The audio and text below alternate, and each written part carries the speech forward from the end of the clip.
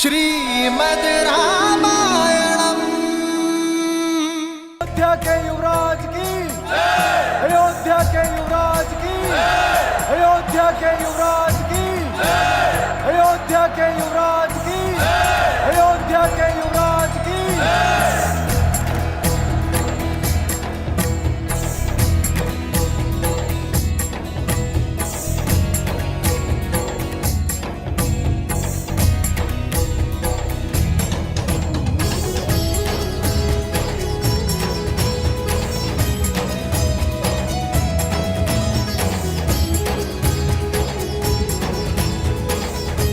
अयोध्या वासियों, ये वो स्वप्न है जो वर्षों से मेरी आंखों में रमा था। ये वो आशा है जो मेरी प्रजा के मन में बसी थी। ये वो प्रकाश है जो सूर्य वंश में रमा रहेगा। और ये वो कीर्ति है जो इक्ष्वाकु की विजय गाथाओं में रमी रहेगी।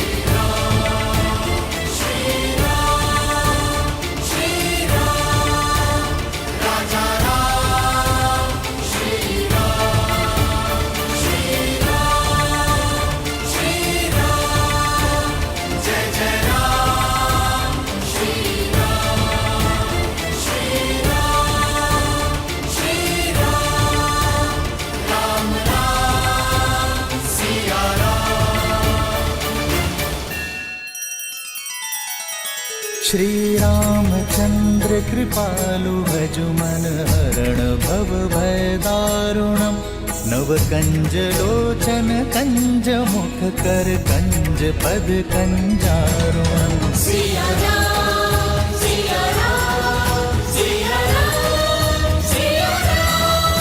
आदर्श और मर्यादा की है ये कथा महापावनम। काट मद श्री से मिला दे श्रीमद् रामायणम। श्रीमद् रामायणम। सिया राम, सिया राम, सिया राम, सिया राम।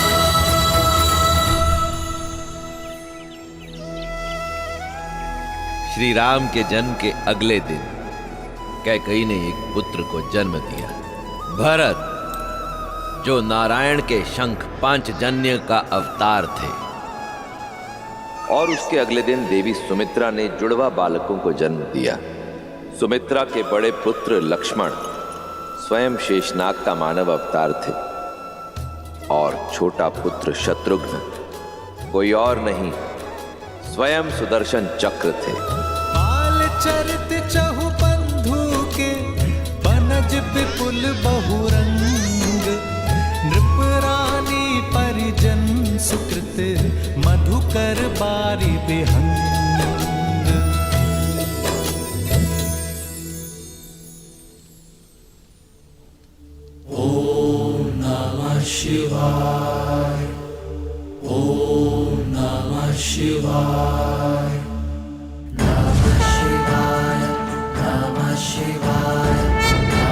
नागेन्द्रहाराय त्रिलोचनाय भस्मान्तरागाय महेश्वराय नित्याय शुद्धाय दिगम्बराय तस्मै नकाराय नमः शिवाय।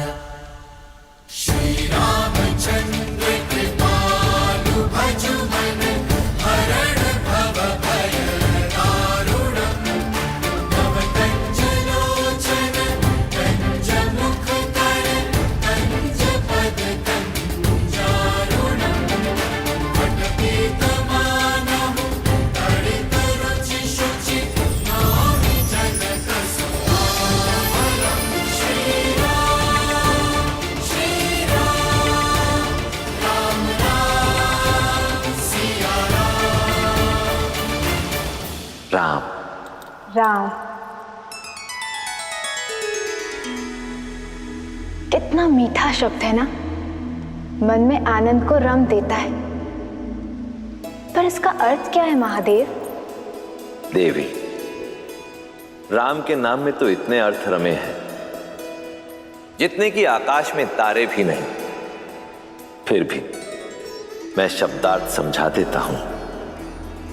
रा का अर्थ है आभा, म अर्थात जीव। राम हम सबके मन में बसी ज्योति का नाम है, हर आत्मा में बसे तेज का ही नाम है श्री राम। श्री राम अवतार को पूर्ण करने के लिए भी शीघ्र ही उनकी श्री का आगमन होने वाला है। जहां इधर अयोध्या में राम नाम का सूर्योदय हुआ है, वहीं दूसरी ओर मिथिला नगरी में श्री की किरणें आने वाली हैं। मिथिला, जहां से ज्ञान का प्रकाश पूरे भारत में फैलता था, पर जहां 12 वर्षों से अकाल ने अपने पांव पसारे हुए थे। किसानों की आंखें आकाश ताकती थीं कि कब मेघ आएंगे, पर कुछ बरसता था तो केवल सूर्य का ताप। पशु पक्षी मवेशी प्राण त्याग रहे थे और मनुष्य बनते जा रहे थे पिंजर। जो नगरी अज्ञान दूर भगाती थी, अब वहां की प्रजा वहां से पलायन को विवश थी, और सबसे अधिक विवश हो रहे थे राजा जनक। सूखी धरती विकल जनकपुर, पसरी घोर निराशा। अकाल की मार का प्रजा को अब एक ही समाधान दिखाई दे रहा है महाराज, मिथिला की भूमि से पलायन। क्या हम इन्हें अन्न नहीं दे पा रहे? 12 सालों में नगर के सभी भंडार खाली हो चुके हैं, अन्न का एक भी दाना अब शेष नहीं बचा महाराज। इंद्रदेव को प्रसन्न करने के कई प्रयास करके देख लिए, किंतु कोई परिणाम नहीं निकला महाराज जनक। अन्न और जल के साथ साथ समस्त मिथिला वासियों की आशा भी अब समाप्त हो गई। पशु गाय बैल सबको मुक्त कर दिया गया है, हल रख दिए गए हैं। राजा सिंहासन पर इसलिए नहीं बैठता कि वो घट रही समस्या पर दृष्टि रखे। राजा के पास हल का दृष्टिकोण होता है। प्रजा राजा पर विश्वास रखती है, तो राजा को उनकी आस नहीं टूटने देनी चाहिए। राजन, अब आप क्या करेंगे? वही जो राजा का धर्म है, प्रजा ने हल रख दी है, राजा को हल ढूंढना होगा। प्रजा में कोई आस लौटानी होगी।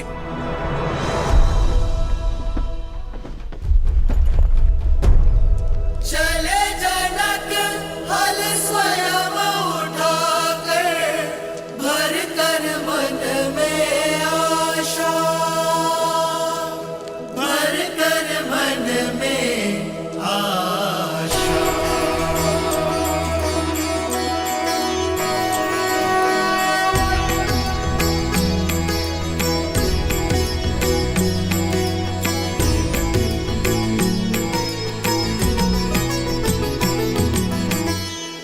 हे महादेव, मैं नहीं जानता कि मैं सफल हूंगा कि नहीं, किंतु मैं विश्वास दिलाता हूं, जिस मिथिला की धर्म की रक्षा हेतु आपने अपना ये महाधनुष पिना के यहां रखा है, उस धर्म की रक्षा का प्रयास करूंगा मैं। यदि वर्षा की अनुपस्थिति से यहां के खेत अपनी नमी खो चुके हैं, तो जनक अपने श्वेत से यहां की भूमि में नमी वापस लेकर आएगा। मेरा साथ दीजिएगा महादेव, मेरा साथ दीजिएगा।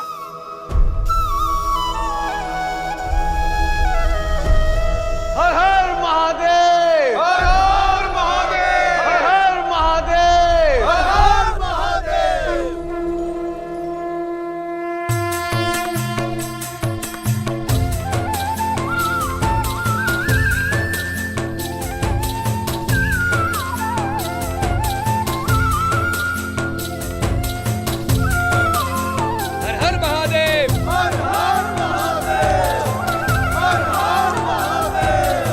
हर हर महादेव।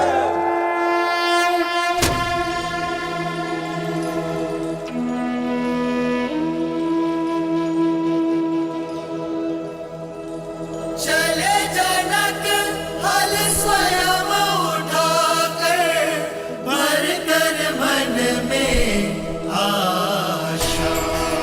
हर हर महादेव, हर हर महादेव।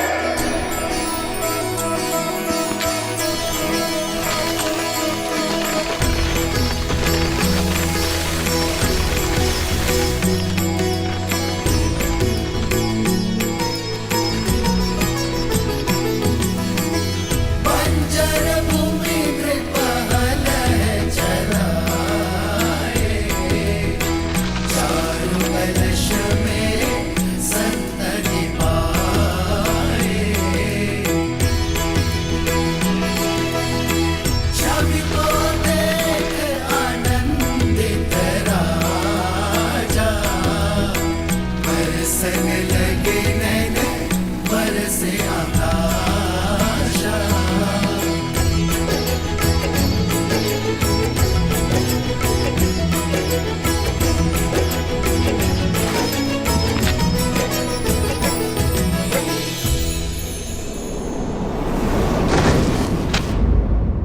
राजन, आर्य, आर्य,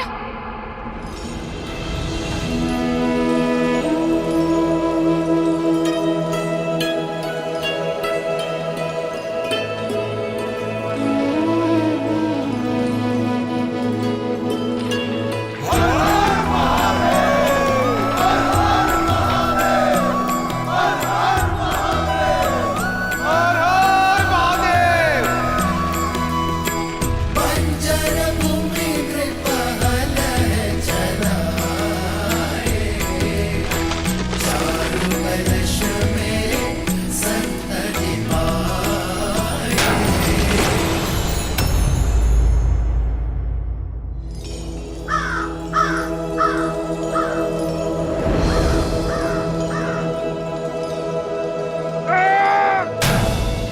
कोई पाषाण टकराया है कदाचित।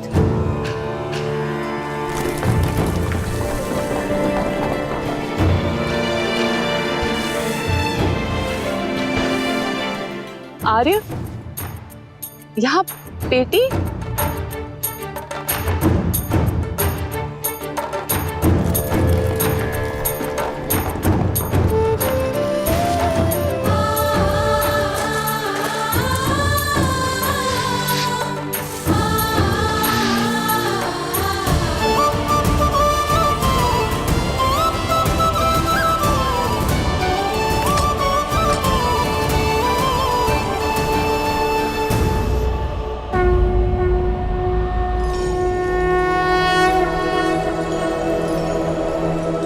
जनकपुरी है उमंग अति भारी, सुख समृद्धि रूप सिया सुकुमारी। बेटी में संतान? दिव्य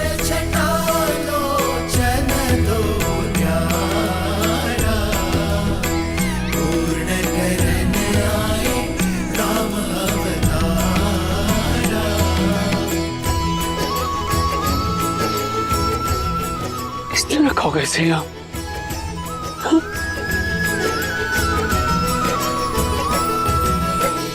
किसकी कन्या है ये? क्या कोई जानता है? किसका पाषाण हृदय है जो इस कोमल सी कन्या को यहाँ भूमि में गाड़ गया?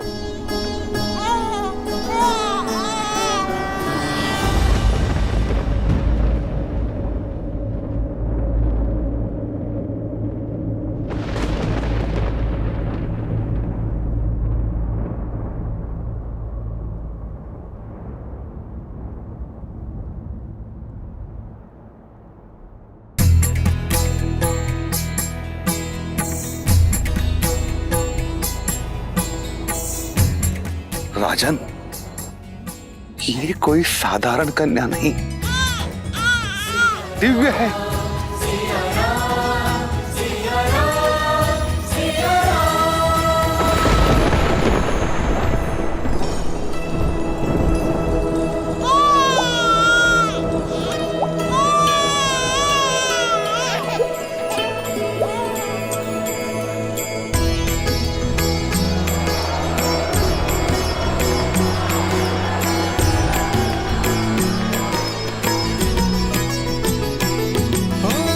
भूमि प्रसन्न हर्षित नर नारी, बरस बरस मेघ अति भारी।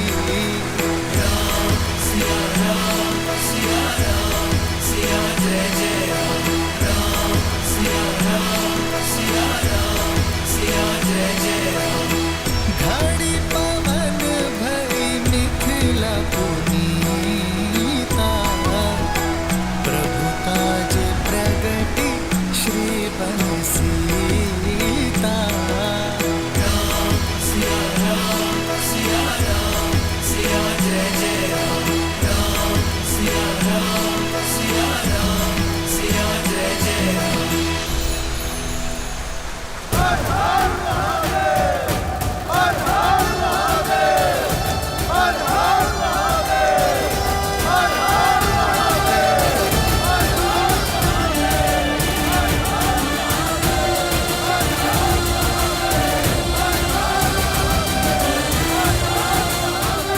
हर हर महादेव।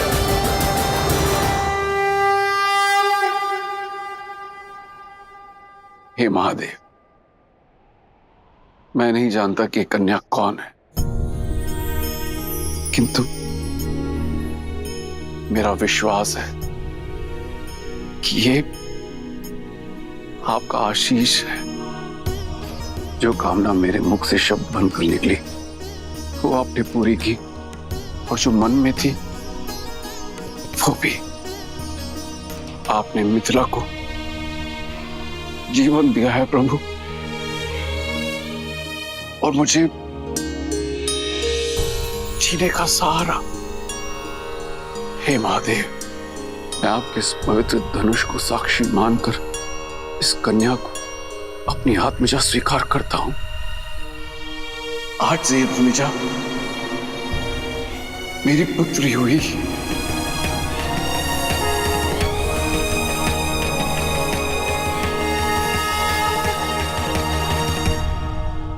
राजन, ये कन्या आज वैशाख मास के शुक्ल पक्ष की नवमी तिथि पर कुंभ राशि में इस संसार में आई है। लग्न मिथुन और गण देव है। इसी कारण इस सुकन्या का नाम वर्णमाला के सा अक्षर से होना चाहिए। स से हल्के शीत के प्रार से प्रकट हुई है। मैं इसे नाम देता हूं सीता। सीता सीता हर हर महादेव। महाराज जनक की पुत्री जानकी, समस्त मिथिला में प्राण लाने वाली मैथिली, विदय का प्रकाश, वैदेही, मेरी भूमिजा,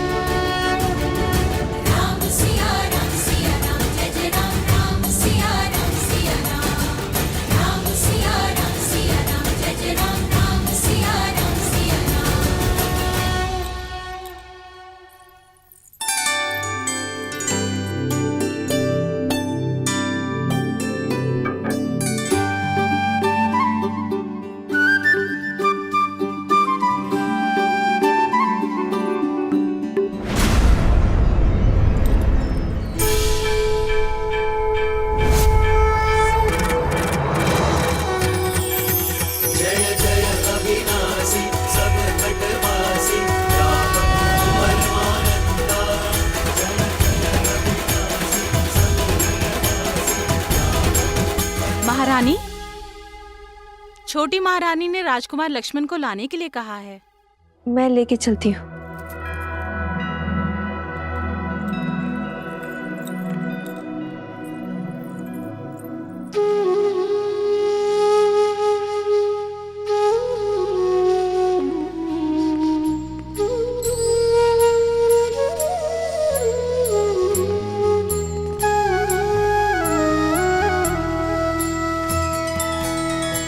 भगवान के अवतार का केवल नहीं गुणगान है, कैसे नारायण बने नर इसका पावन ज्ञान है। स्वयं प्रभु के हाथों से प्रसाद पाने का इससे अच्छा अवसर और क्या मिलेगा। राम,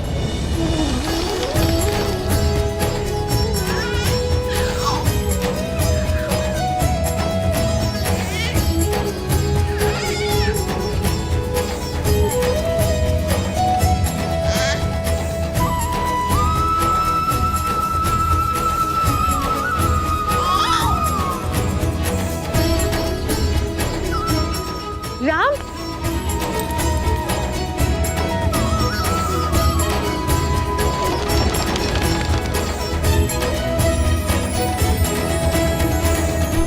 ये नहीं पुत्र, ये महाविष्णु का प्रसाद है।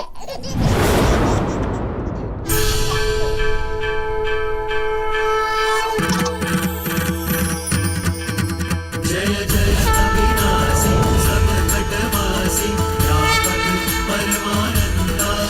जय जय अविनाशी सब घटवासी व्यापक परमानंदा। अभिगत होती तम चरित पुनीतम मायारहित मुकुंदा। लीला की विना ये कैसी माया है? क्यों मुझे मेरे राम में आपकी छवि दिखाई पड़ती है? जयति सच्चिदानंद अविनाशी सब घटवासी व्यापक परमानंदा। अभिगत होती तम चरित पुनीतम मायारहित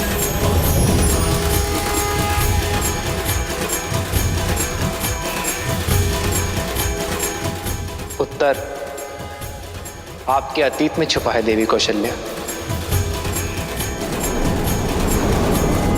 सतयुग में आप मां शतरूपा के रूप में जन्मी थी और महाराज दशरथ मनु गोमती नदी के तट पर कठोर तपस्या करके आपने मुझे प्रसन्न किया देवी। शान्ताकारं भुजगशयनं पद्मनाभं सुरेशं विश्वाधारं गगनसदृशं। मैं प्रसन्न हुआ मनु, वर मांगो। एक ही अभिलाषा है प्रभु, आप हमारे पुत्र के रूप में जन्म लें। आपकी इच्छा अगले जन्म में अवश्य पूर्ण होगी। और आपकी क्या अभिलाषा है देवी? जब हम मनुष्य रूप में पुनः जन्म लें, तब मुझे स्मरण रहे कि मेरे पुत्र के रूप में आप हैं। आपके इस रूप का आनंद लेना चाहती हूँ। तथास्तु, तथास्तु। अब मुझे समझ में आया प्रभु, वरदान के कारण आपने मेरे राम के रूप में जन्म लिया है ना। परंतु आपको स्मरण रखने का वर मांगकर बहुत बड़ी भूल कर बैठी प्रभु। उस समय एक भक्त बनकर सोचा, मां बनकर नहीं, एक भक्त बनकर भगवान को पूजना नहीं चाहती, एक मां बनकर आपको पुत्र की भांति प्रेम करना चाहती हूँ। क्या मेरी स्मृति से आपके विष्णु होने का ज्ञान मिटा सकते हैं प्रभु? केवल मेरे पुत्र बनकर मेरे समीप रहिए, मुझे मां कहकर पुकारिए। मां आग्रह नहीं करती देवी, केवल आदेश देती है।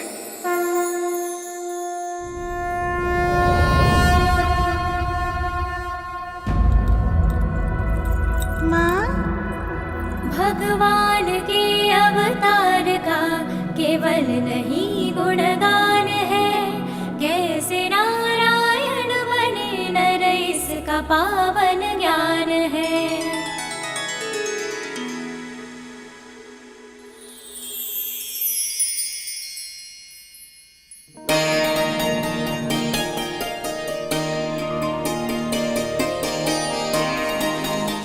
राम लला आओ, लक्ष्मण शत्रुघ्न आओ आओ।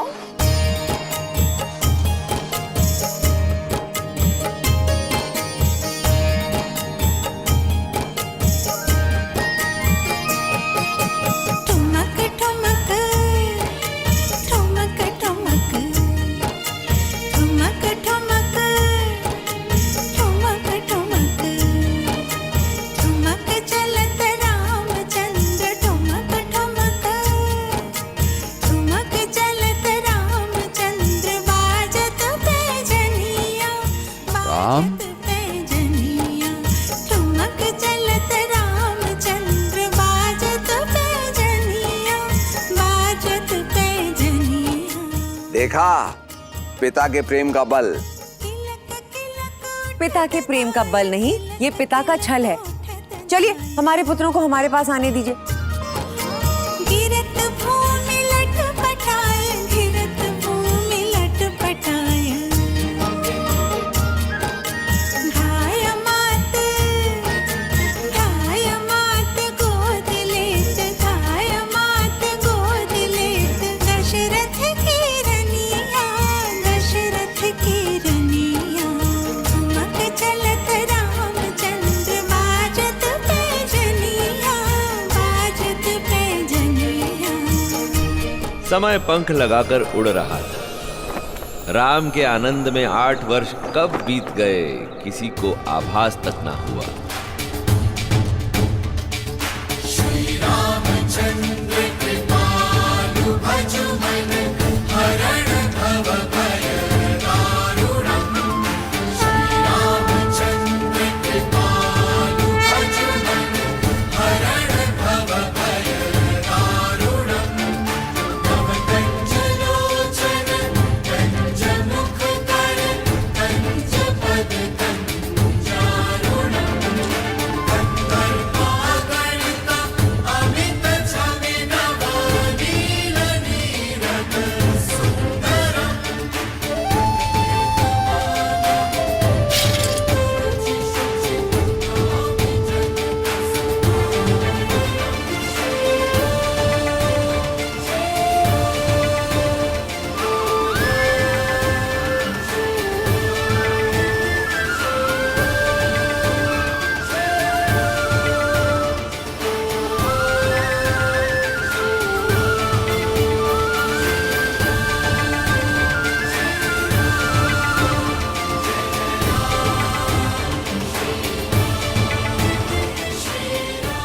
महाराज, चोरी इसी ने की है।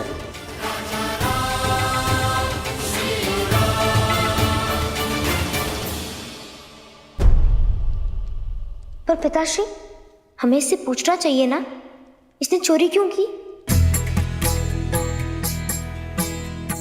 अपराधी, कुमार के प्रश्न का उत्तर दो। तुमने चोरी क्यों की? भूख महाराज, व्यापार ठप हो गया, संतान की भूख देखी नहीं गई। पिताश्री, आप कहते हैं ना कि प्रजा भी हमारी संतान होती है। इसे दंड नहीं, अवसर की आवश्यकता है।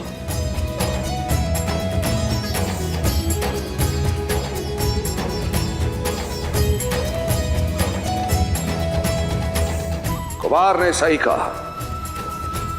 यदि संतान भूखी है तो दोष पिता का है।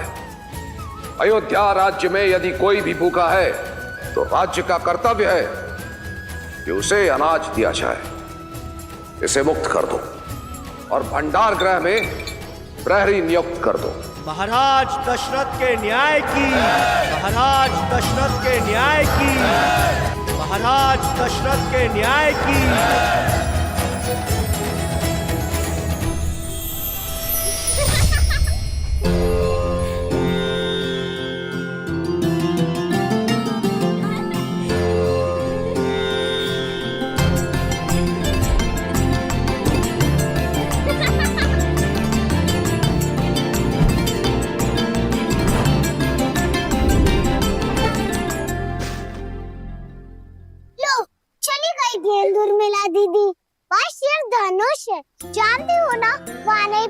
था?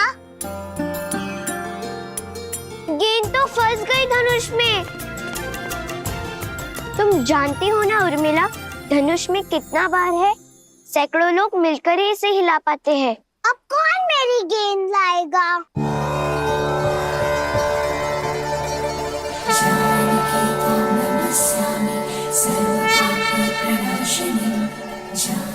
उर्मिला, वो देखो।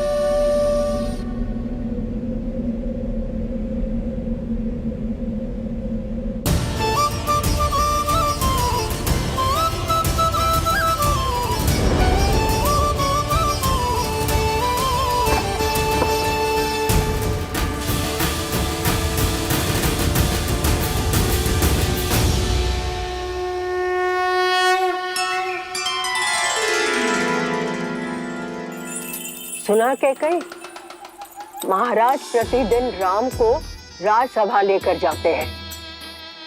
उन्हें लगता है कि राम का मुख उनमें करुणा जगाता है। ये तो अति शुभ है। राम मेरा सबसे बड़ा पुत्र है, अयोध्या का भावी युवराज है। यदि राम के कारण प्रेम और दया का भाव फैल रहा है तो उसमें समस्या क्या है? और भरत का क्या? भरत का क्या? भरत राम का छोटा भाई है। राम जैसा तेजस्वी भाई उसका नेतृत्व करेगा और उसके तीनों छोटे भाई उसकी सहायता। ये सोचकर ही मन आनंद से भर उठता है। क्या कर रही हो मंत्रा? सारे केश उखाड़ दोगी क्या? केशों के उखड़ने की पीड़ा है, अपने पुत्र के भविष्य की नहीं। कैकई, राम के पास तो है ना महारानी कौशल्या, पर तुम राम के फेर में अपने जन्मे पुत्र को भूल बैठी हो। कैकई, राम के अतिरिक्त भी कुछ सोचा है? भरत की शिक्षा दीक्षा का समय हो गया है, क्या वो योग्य बन पाएगा? बात तो बिल्कुल सही कह रही हो मंत्रा। हम तीनों माताएं राम के प्रेम में ऐसे डूब जाते हैं कि भरत छोड़ो, अन्य किसी छोटे युवराज के विषय में विचारने का समय ही नहीं मिलता। क्या कही मैं? तुम चिंता मत करो, समय रहते मैं महाराज से अवश्य इस बारे में बात करूंगी। कैकई, मेरा पुत्र राम कितना विलक्षण है।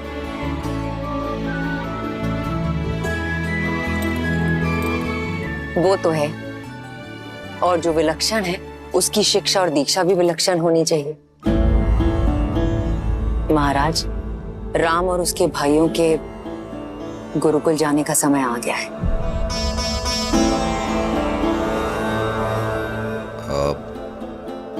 मुझे एक आवश्यक कार्य याद आ गया। महाराज,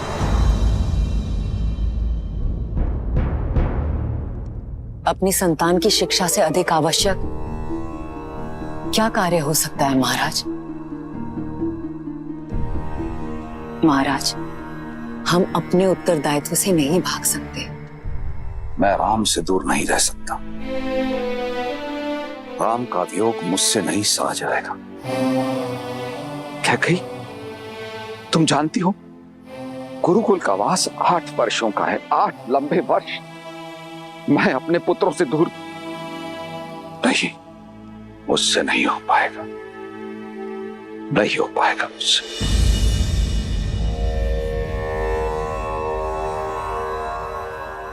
आप भी तो गए थे, मेरा भाई भी गया था। महाराज, हम अपने स्वार्थ के लिए अपनी संतान के भविष्य को नहीं बांध सकते हैं। एक चिड़िया भी अपनी संतान को उड़ना सिखाती है, उसके पंख नहीं काटती। आप बताइए मुझे, समस्या क्या है? हम इस बारे में बाद में बात करेंगे। महाराज,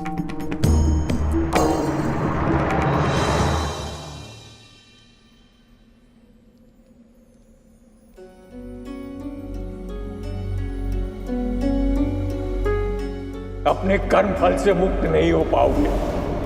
तुमने 2 अंधों के जीवन का सहारा छीना है।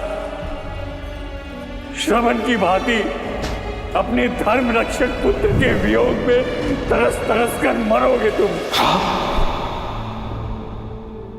पिता महाराज,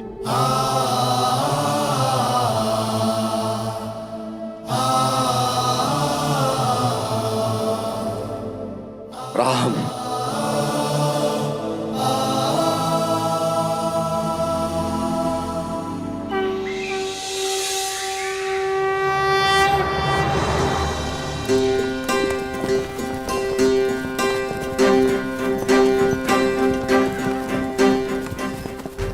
या कस के पकड़ो, आंखें लक्ष्य पर, शरीर स्थिर, एक पैर आगे, प्रत्यंचा तनी हुई। अब इसे खींचो और छोड़ दो।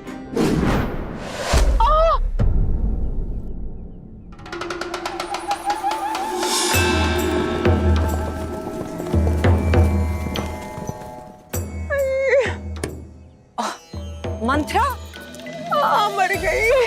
क्या कर रही थी वहां छिपकर? अवश्य चोरी से छुपकर कुछ खा रही थी तुम। नहीं क्या कही, मैं चोरी करने नहीं आई थी, नींद तोड़ने आई थी।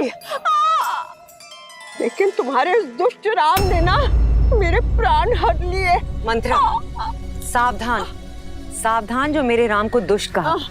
खिलौने वाले बाण से किसी को चोट लग सकती है क्या? और यदि ये बाण सत्य का होता तो? किंतु सत्य का नहीं है। अब जाओ यहाँ से। क्षमा, मेरी भूल को क्षमा कर दीजिए मंत्रा दादी। हट। अगर लक्ष्य साधना नहीं आता क्यों बाण चलाते हो? मंत्रा,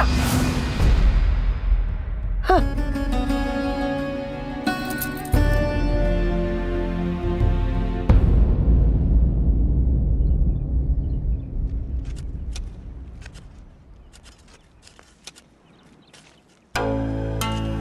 आप जानते हैं महाराज, आज क्या हुआ?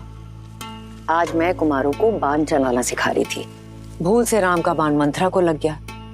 मंत्रा ने ऐसा अभिनय किया जैसे सच में चोट लगी हो। मैंने तो उसे डांट के भगा दिया, किंतु राम बहुत दुखी हो गया था। कह रहा था अगर ये वास्तविक बाण होता तो किसी निर्दोष की जान जा सकती थी। कहता है बिना जांचे कभी बाण नहीं चलाएगा।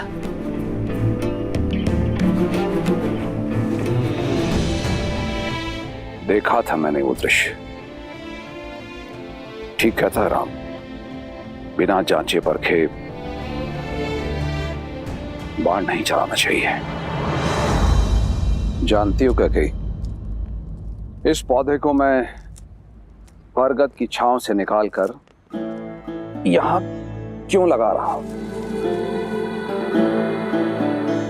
ताकि ये पनप सके। अपने पिता की छांव में इसे छाया तो अवश्य मिलेगी, किंतु इतना बड़ा नहीं होगा कि किसी और को छाया दे सके। तुमने ठीक कहा था कैकेयी। मेरे पुत्रों को हर शिक्षा सही रीति से मिलना आवश्यक है। पुत्र मोह में आकर मैं अपने उत्तरदायित्व से भाग रहा था, अपने पुत्रों की शिक्षा और विकास में बाधा बन रहा था। मुझे क्षमा कर देना कैकेयी। महाराज, अब चाहे मुझे अपने मन पर पत्थर ही क्यों न रखना पड़े, मैं अपने पुत्रों को शिक्षा हेतु गुरुकुल अवश्य भेजूंगा। ॐ यज्ञोपवीतं परमं पवित्रम् प्रजापते यत्सर्हजं पुरस्तात् आयुष्यं प्रतिमुञ्च शुभ्रम् यज्ञोपवीतं बलमस्तु तेजः। इस उपनयन संस्कार के साथ आपकी शिक्षा प्रारंभ हुई। अब आप राजकुमार नहीं, गुरुकुल के शिष्य हैं और आपका आचरण भी गुरुकुल के शिष्यों जैसा ही होगा। गुरुकुल के नियम अनुसार आप भूमि पर सोएंगे और केवल दिन में एक बार ही आपको भोजन प्राप्त होगा। आपको अपना संपूर्ण समय गुरुकुल की शिक्षा और जन सेवा को अर्पित करना होगा।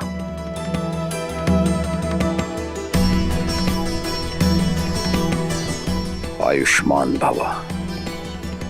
पुत्र, अपना ध्यान रखना। जी पिताश्री, मैं अपना और अपने भाइयों का ध्यान रखूंगा। राम, आज से गुरुदेव तुम्हारे पिता और उनकी पत्नी अरुंधति तुम्हारी माता। उनका आदर, आज्ञा का पालन और सेवा करना ही तुम्हारा धर्म है पुत्र। एक वीर योद्धा बनकर लौटना पुत्र, जिसका हर बाण लक्ष्य साधे। वो रघुवंशी बनना जिनका धर्मी रक्षा और सेवा हो। आयुष्मान भव, प्रसन्न रहो।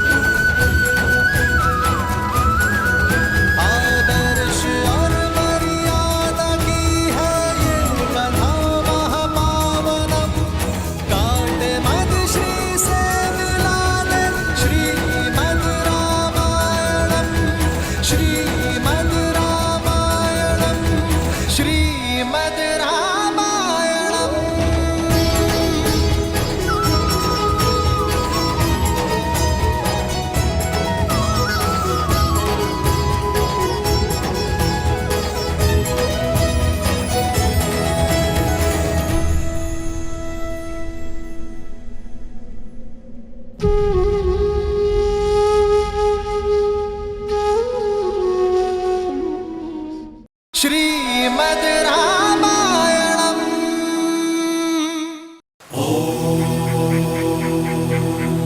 शान्तिः शान्तिः शान्तिः अस्तु मा लक्ष्मण, भरत, शत्रुघ्न, उठो। ज्योतिर्गमय विद्युमामृतं गमय।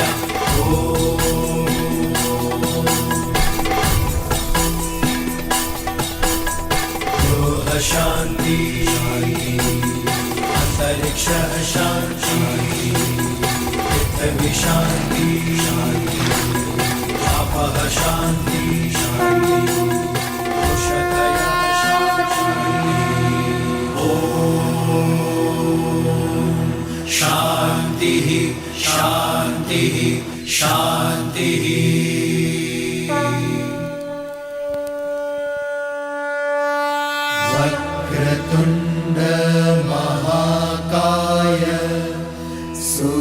सूर्यकोटि समप्रभ निर्विघ्नं कुरु मे देव सर्वकार्येषु सर्वदा।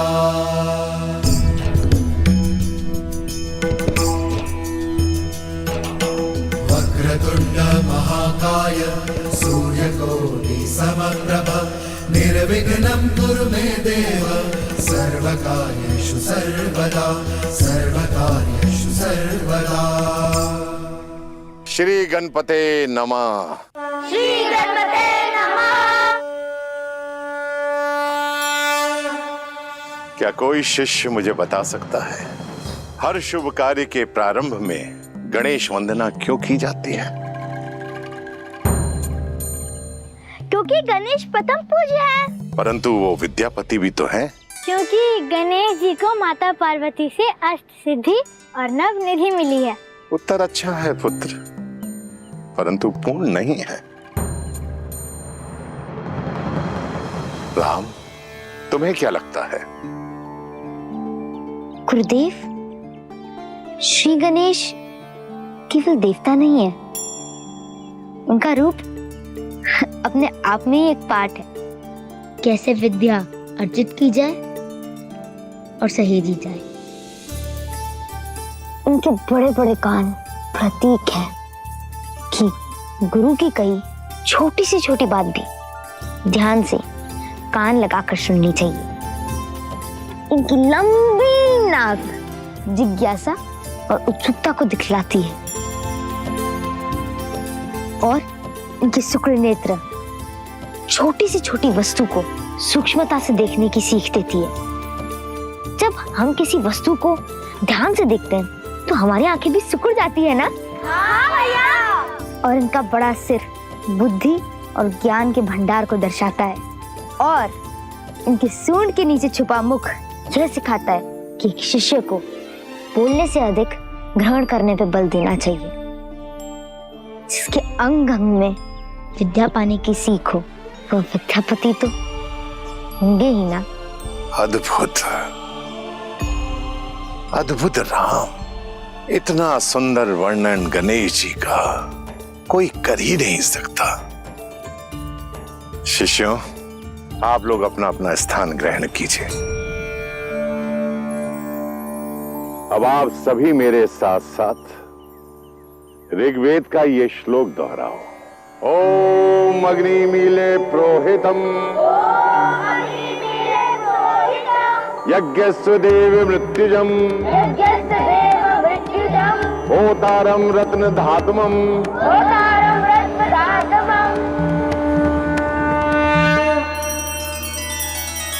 श्री रामचंद्र कृपालु भजुमन हरण भव भय दारुणम नव कंज लोचन कंज मुख कर कंज पद कंजारुणम। सिया राम, सिया राम, सिया राम, सिया राम। आदर्श और मर्यादा की है ये कथा महापावनम।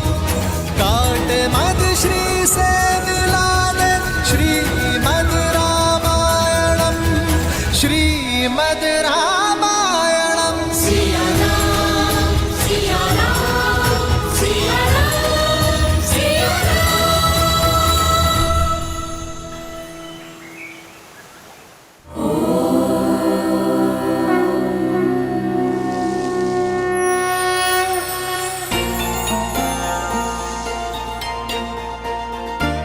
क्या कर रही हो माता?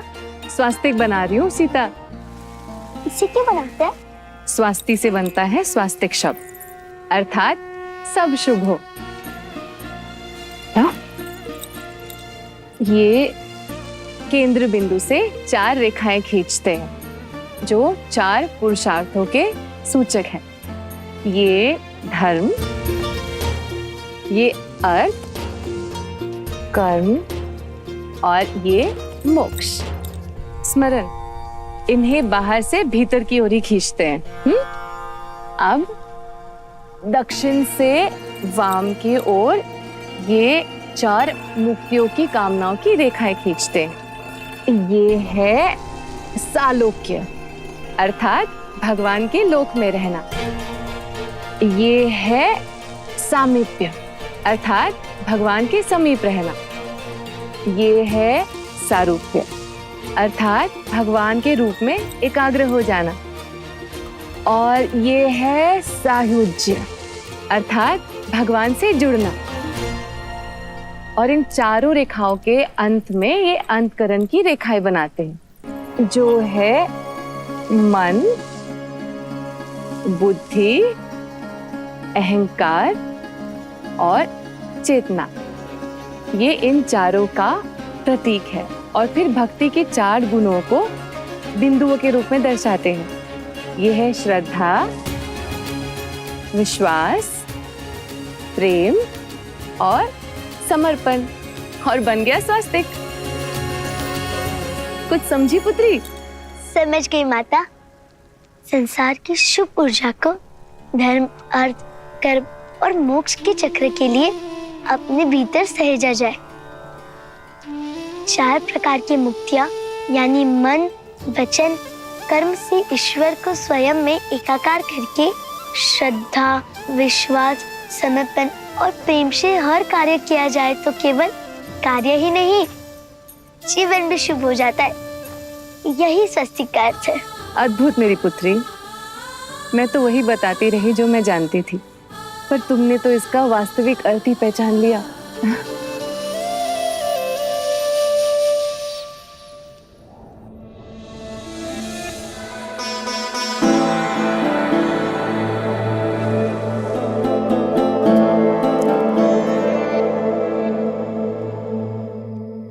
सोए नहीं महाराज?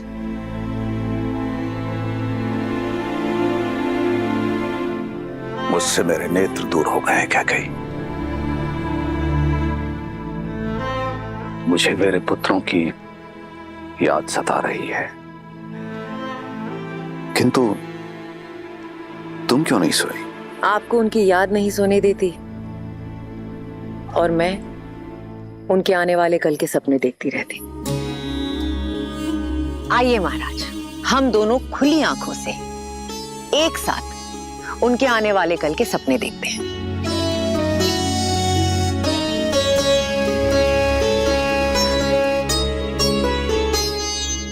मुझे तो हर पल राम की चिंता है। समझ नहीं पा रहा हूं कि एक पिता होकर मैं अपने पुत्रों के लिए इतना चिंतित हूं, किंतु एक मां होकर तुम। जो आपके लिए चिंता है वही मेरे लिए मेरा संतोष है, मेरी सहजता है कि मेरा राम वहां है अपने भाइयों के साथ। इससे अधिक एक माता को क्या चाहिए? आप चिंता मत कीजिए।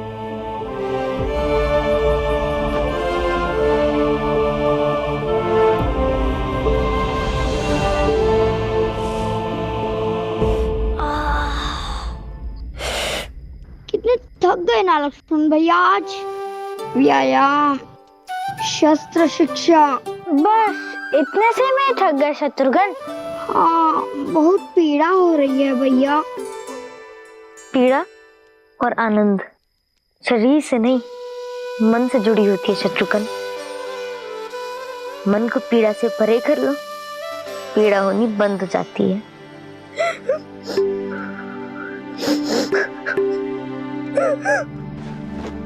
क्या हुआ भरत भैया, आप रो क्यों रहे हैं? घर का स्मरण हो रहा होगा। क्या भरत भैया, आप हमसे बड़े हैं और बड़े रोते थोड़ी हैं, है ना?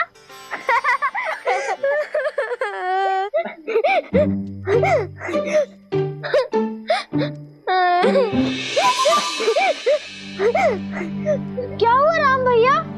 मुझे भी घर का स्मरण हो रहा है। मुझे पिताश्री के पास जाना है। मुझे काइके माँ के हाथ का भोजन खाना है। तुम्हें और शत्रुघ्न को घर का स्मरण नहीं हो रहा क्या?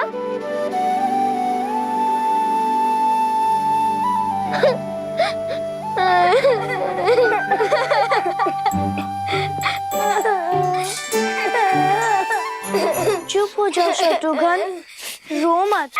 आप ही ने तो हम सबको रुलाया है घर की याद दिला के। आप स्वयं चुप होकर ऐसे बोल रहे हैं।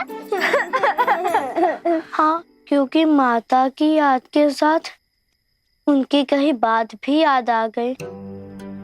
उन्होंने कहा था कि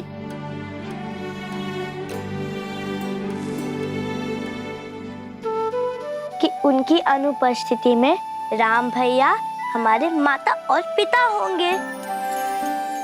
यहाँ आश्रम में भी, महल में भी और सारे संसार में भी, है ना भैया?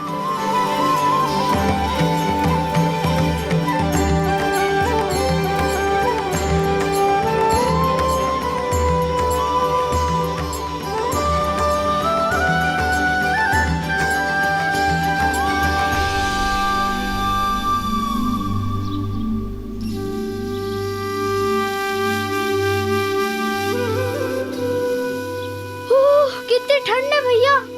इस समय तो हम लोग अयोध्या में मीठी मीठी सी नींद ले रहे होते। कहाँ वो नर्म सैया, कहाँ ये शीतल जल। इस समय कौन नदी में कूदेगा? मुझे तो बहुत ठंड लग रही है। मैंने कहा था ना, सब मन में। अब अपने मन से ये भय निकालो और मेरा हाथ पकड़ के कूद जाओ। एक बार पानी में भीग जाओगे ना तो ये शीतल जल भी अच्छा लगने लगेगा।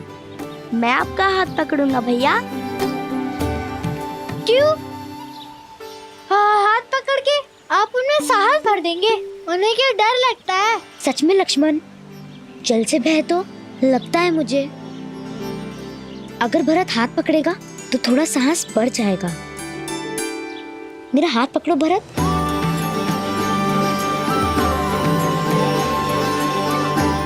और मैं भरत भैया का। भैया, ढोंग कर रहे हो ना? कल भी आप रोने का अभिनय कर रहे थे ताकि भरत भैया को बुरा ना लगे। यदि मैं अभिनय कर रहा था तो तुम क्यों रोए? मुझे बुरा ना लगे इसीलिए? रोना बुरी बात नहीं होती है लक्ष्मण। मनुष्य रोते ही तो हैं। मैं आपसे बात नहीं करूंगा। स्नान तो करोगे ना?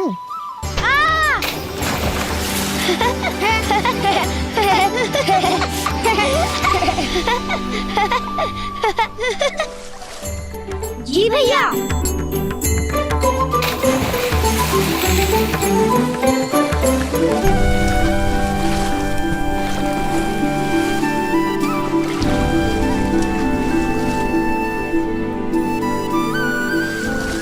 लक्ष्मण, मुझे आपसे बात नहीं करनी। आप सदा भरत भैया का पक्ष लेते हैं। उनके पास शत्रुघ्न है पर उन्हें आप भी चाहिए। उनके पास कैकेयी माँ है पर उन्हें कौशल्या माँ भी चाहिए। किंतु मुझे केवल आप चाहिए। क्या आपको मेरा स्नेह नहीं दिखाई देता? नहीं, तुम मेरी आंख जैसे हो लक्ष्मण, जिससे हम सब देखते हैं पर वही हमें दिखाई नहीं देती। बस एक आभास होता है कि हमारे साथ सदा है।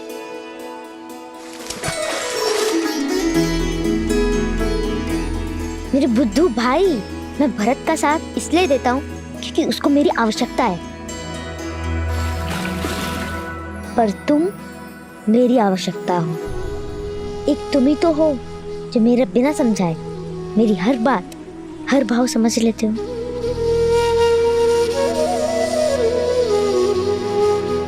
फिर भी मुझसे अधिक प्रेम आप भरत भैया को ही करते हैं। चाहे कितना भी प्रयत्न कर ले, मुझे स्वयं से दूर नहीं कर पाएंगे। और क्यों नहीं समझूंगा, छाया हूँ आपकी। तुम छाया नहीं हो मेरी, क्योंकि छाया तो अंधकार में साथ छोड़ देती है ना। तुम मेरी आत्मा हो। अगर तुम रूठे तो मैं नहीं।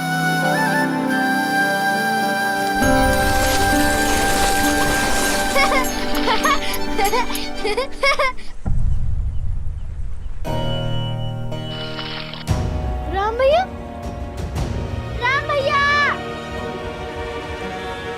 राम भैया, राम भैया, राम भैया, राम भैया,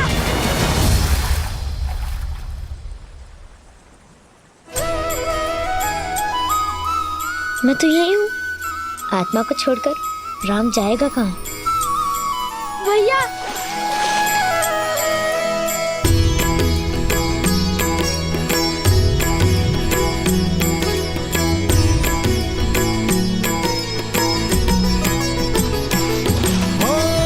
नर नारायण सरी से सुभ्राता, जगपालक विशेषी जन त्राता।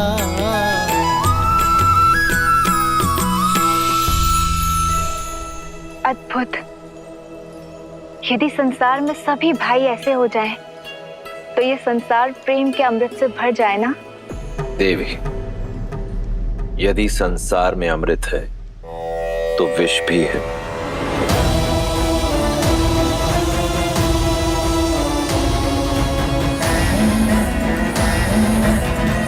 प्रकाश है तो अंधकार भी।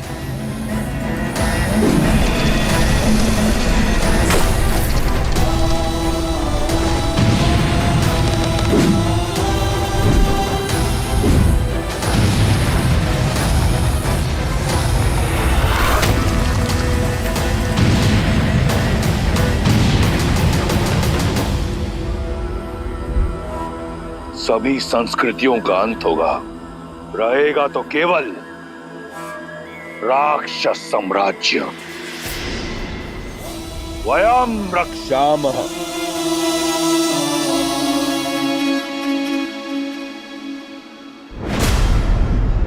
कुंभकर्ण,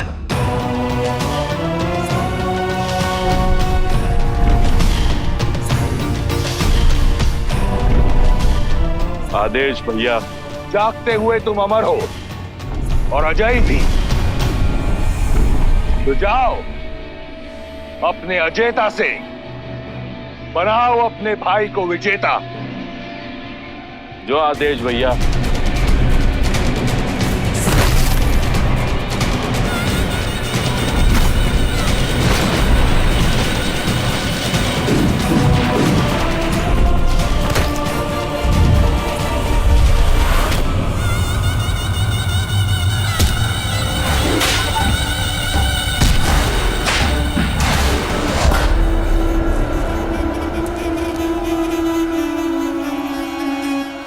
बचा मारो। कैसा लग रहा है ऋषिवर? बचा।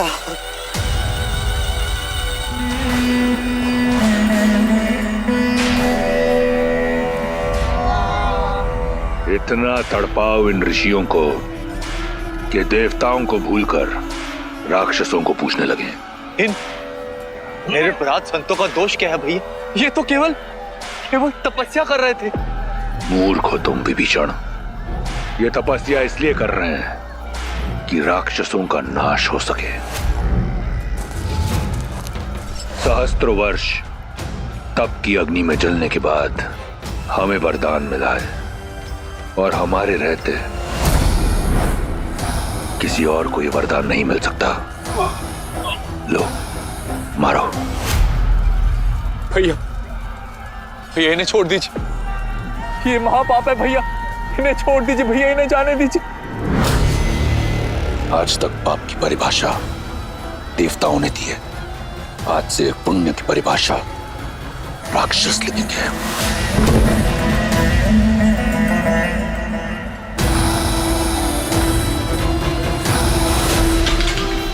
उठो विभीषण। मैं जानता हूं कि तुम मुझसे बहुत प्रेम करते हो, और मैं भी तुम्हें एक भाई की तरह नहीं, एक पुत्र की तरह चाहता हूं। इसलिए तुम्हें यहां लेकर आया हूं, ताकि तुम देख सको, समझ सको कि राक्षस संस्कृति है क्या, और कुछ ऐसा करो कि रावण को भी विभीषण पर गौरव हो। किंतु भैया, मैं स्वयं आपको अपने अंत की ओर जाते नहीं देख सकता।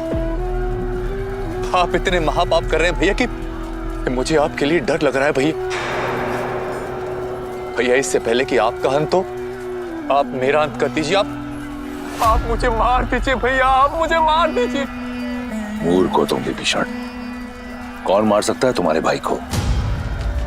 ना देवता ना असुर, न राक्षस न यक्ष न गंधर्व न किन्नर न पशु न पक्षी न नाग न कीट न भूत न पिशाच न विताल नर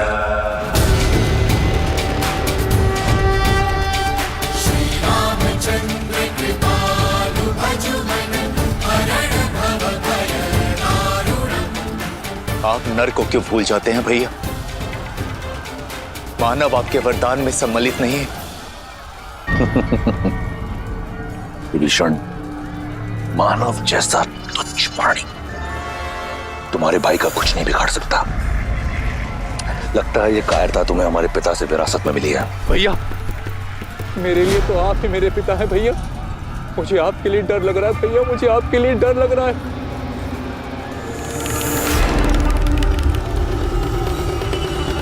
तुम्हें मेरे लिए डरने की आवश्यकता नहीं। कुछ नहीं होगा तुम्हारे भाई को, और तुम्हारे इस डर को काटने का मार्ग ढूंढ लिया है मैंने।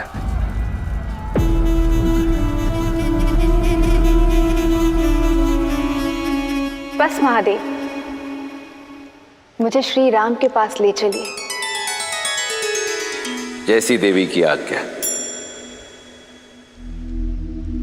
नर रूप में नारायण गुरु वशिष्ठ के आश्रम में भविष्य में आने वाली चुनौतियों का सामना करने के लिए प्रशिक्षित हो रहे थे।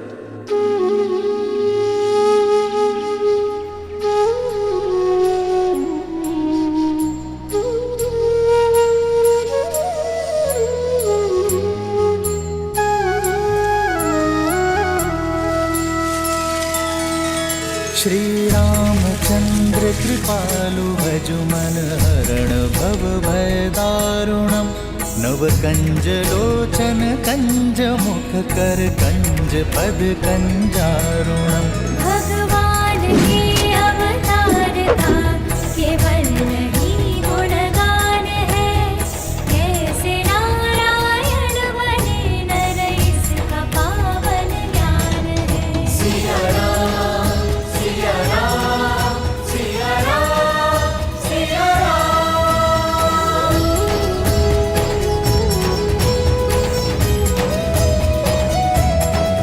सिया राम सिया राम सिया राम सिया राम।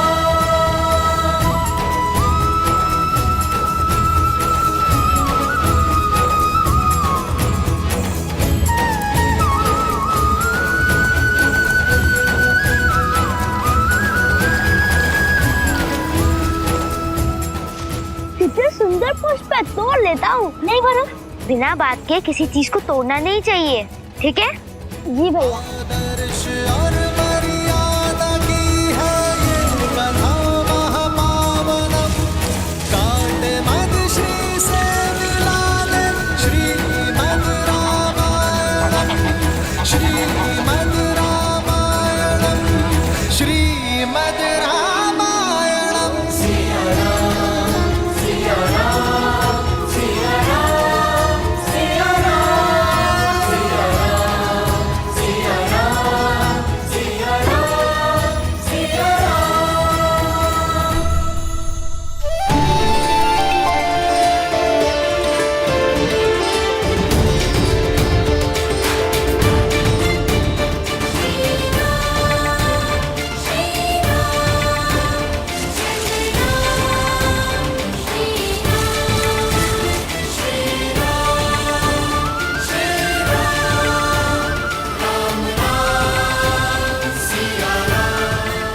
ये सभी पौधे देख रहे हो?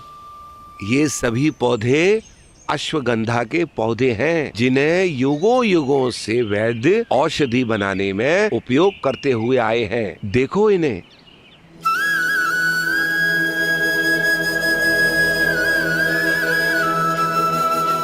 आइए, मैं आपको और औषधि के पौधे दिखाता हूँ। आइए।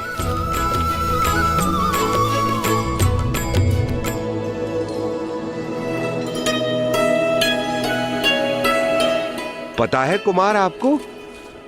कुमार कुमार अरे कुमार,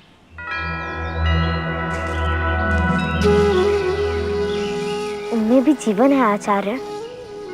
यह अपनी मार्ग चली जाए फिर हम चलते हैं।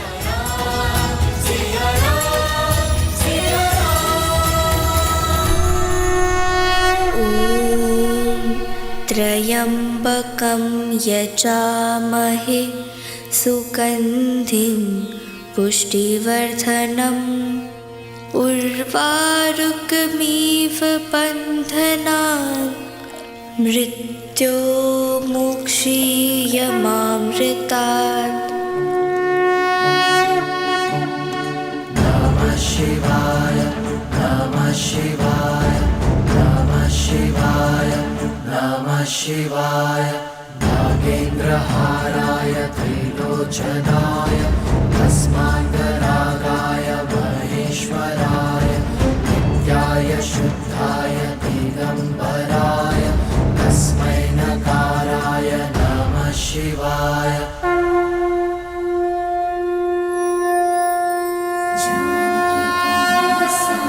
सर्वपापप्रणाशिनी जानकी त्वं नमस्यामि सर्वपापप्रणाशिनी जानकी त्वं नमस्यामि सर्वपापप्रणाशिनी।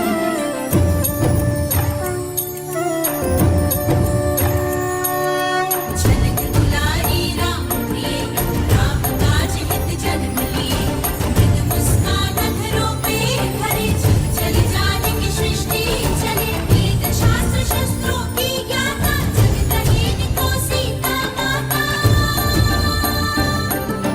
वेद शास्त्र शस्त्रों की ज्ञाता जगत रहित को सीता माता। राम वीर के प्राण राम सिया राम सिया राम जय जय राम राम सिया राम सिया राम सिया राम सिया राम जय जय राम राम सिया राम सिया राम सिया राम सिया राम जय जय राम राम सिया राम सिया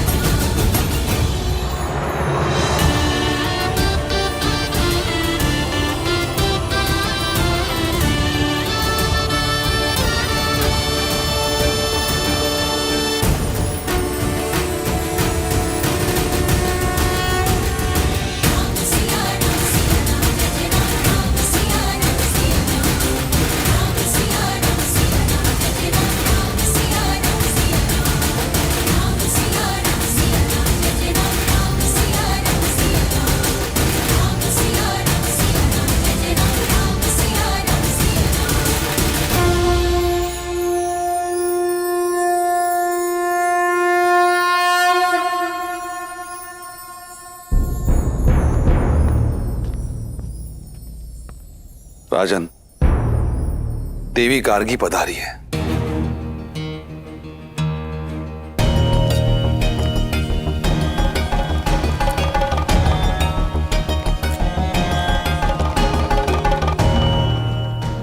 देवी गार्गी? वो तो केवल तब आती हैं जब शास्त्रार्थ करना हो।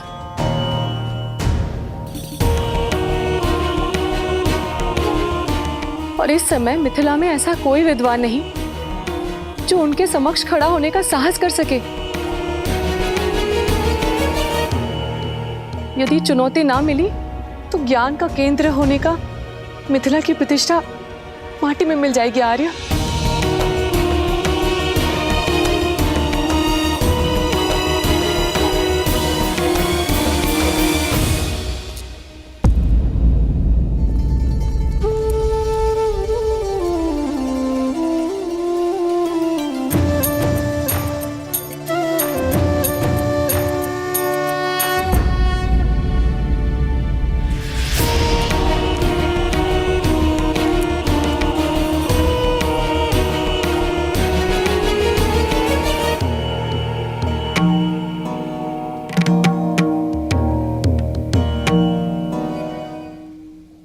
याज्ञवल्क्य जैसे ज्ञानी को भी शास्त्रार्थ में पराजित कर देने वाली विदुषी गार्गी को जनक का प्रणाम। मैं यहाँ प्रणाम पाने नहीं आई हूँ राजर्षि जनक, मैं शास्त्रार्थ करने आया हूँ।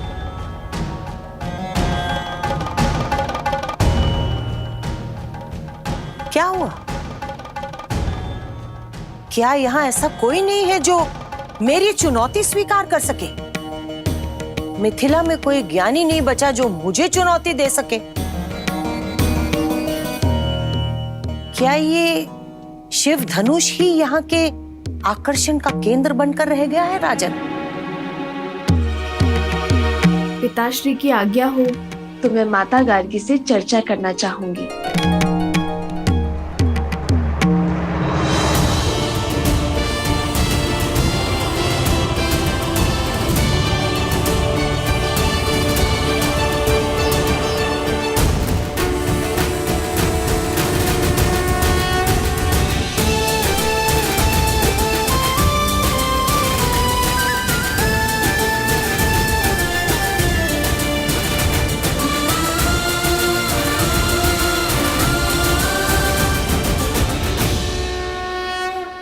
ये वही बालिका है ना जिसने बचपन में खेल खेल में ही शिव धनुष उठा लिया था? शक्तिशाली हो और जनक की पुत्री हो तो ज्ञानी तो होगी। तो शिव धनुष उठाने वाली सीता, क्या तुम मेरी चुनौती का बीड़ा उठा पाओगी? मुझे प्रसन्नता होगी कि पहली बार कोई स्त्री ज्ञाता मेरे साथ शास्त्रार्थ करेगी, क्योंकि अब तक तो केवल पुरुष ही पराजय का स्वाद चखते आ रहे हैं।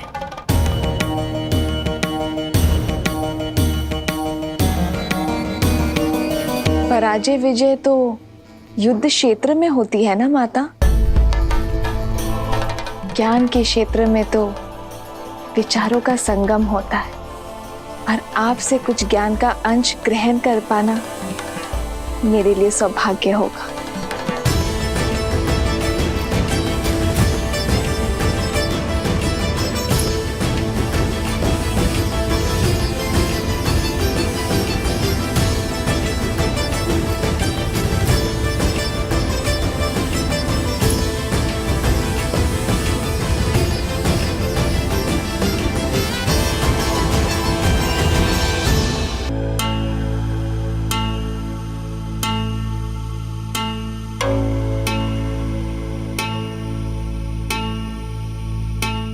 ये पुष्पहार पहन लो सीता। एक ज्ञानी का ये लक्षण होता है कि वो शांत होता है, धीरज धरता है। इस शास्त्रार्थ में जो भी हारने लगेगा उसका धीरज छूटने लगेगा और वो क्रोधित हो जाएगा। क्रोध में शरीर का तापमान बढ़ जाता है और बढ़े हुए तापमान से फूल मुरझाने लग जाते हैं। जिसके भी गले में स्थित ये कमल हार मुरझाने लगेगा वो पराजित माना जाएगा।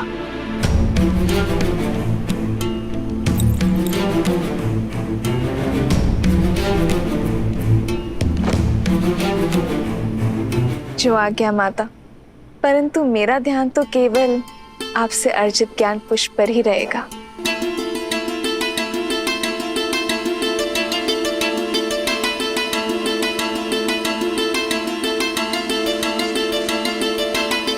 तो प्रारंभ करें सीता? अवश्य।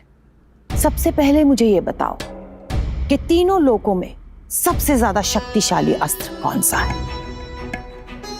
महादेव का पशुपतास्त्र, ब्रह्मा का ब्रह्मास्त्र, या फिर नारायण का नारायण अस्त्र?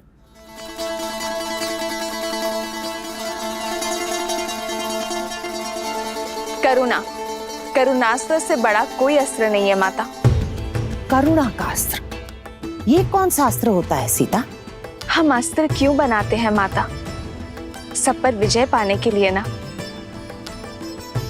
पर जिसके पास करुणा हो, सबकी पीड़ा समझने का भाव हो, वो इस संसार में सबको अपना बना सकता है। और जिसके सब अपने हो, उसे किसी भी अस्त्र की क्या आवश्यकता है माता?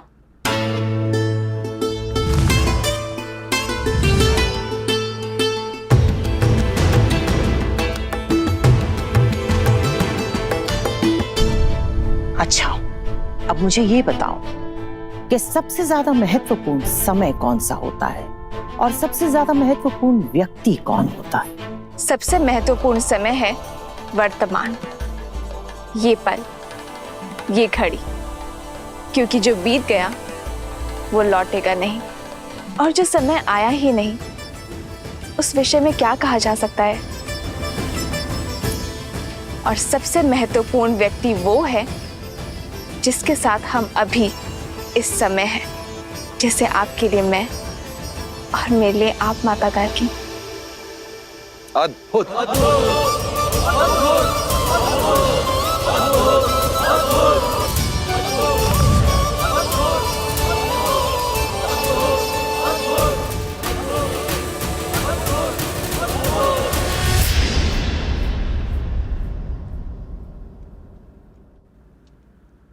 प्रकाश से भी ज्यादा अधिक वेग किसका है? मन का, जो पल भर में तीनों लोगों के पार जा सकता है।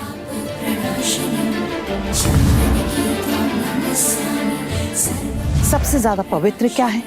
अग्नि, जिसका भोग लगाती है उसे पवित्र कर देती है। सबसे ज्यादा शुभ क्या है? शुभ शब्द, शुभ कर्म। सबसे उत्तम प्रार्थना, जो दूसरों के लिए की जाए। सबसे बड़ा मित्र कौन है? विवेक, जो सदा शुभ मार्ग पर ले जाता है। सबसे बड़ा शत्रु? अहंकार। सबसे ज्यादा सुंदर आभूषण कौन सा है? विनम्रता। सबसे बड़ा पराक्रम? त्याग। सबसे बड़ी विजय? स्वयं पर।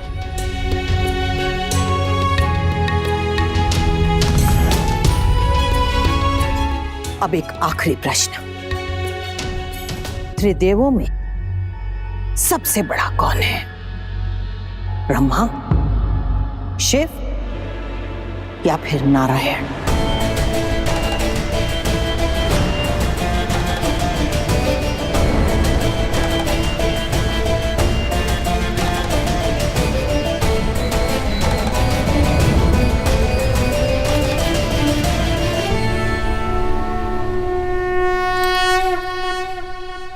नर।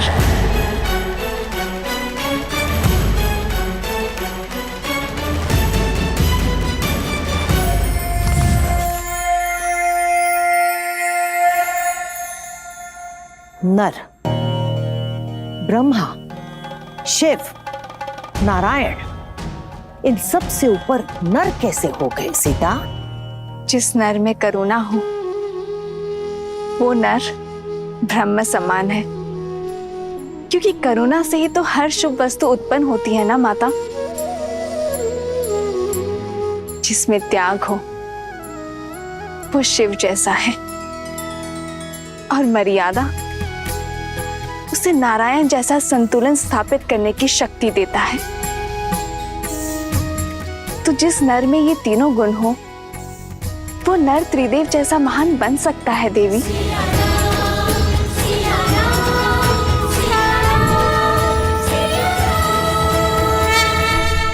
अद्भुत बुद्धि की धनी है जनक पुत्री सीता। राजा जनक पुत्री सीता की, राजा जनक पुत्री सीता की, राजा जनक पुत्री सीता की, राजा जनक पुत्री सीता की। अद्भुत, अति सुंदर। मैं आशा करती हूँ कि ऐसा ही नर तुम्हें वर के रूप में मिले सीता।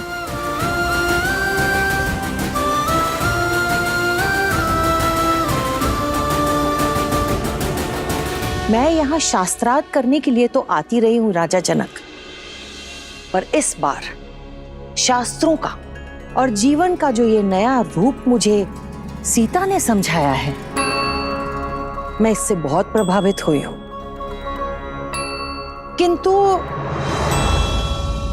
किंतु क्या? मुझे आपके लिए बहुत चिंता हो रही है राजन। ऐसा क्यों कह रही हैं आप देवी गार्गी?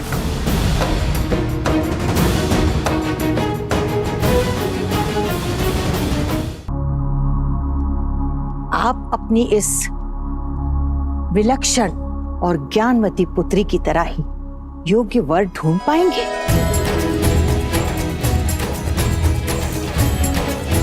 जो सीता की तरह ही इतना योग्य हो कि कभी भी किसी भी तरह की परीक्षा के लिए हमेशा सज्ज रहे।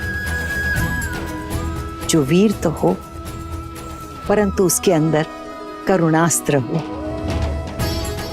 जिसके मन में मर्यादा हो और कर्म में आदर्श।